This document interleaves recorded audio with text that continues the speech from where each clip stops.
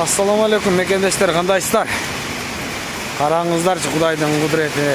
Жамгыр аябай төгүп атат. Бүгүн 25 май 2024 жыл. Ого, жамгырдын куюп атканын карагыла мына.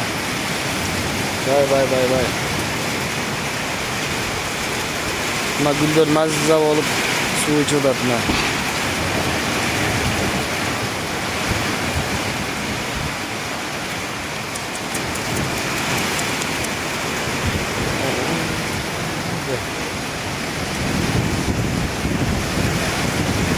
Ana şamal, boron,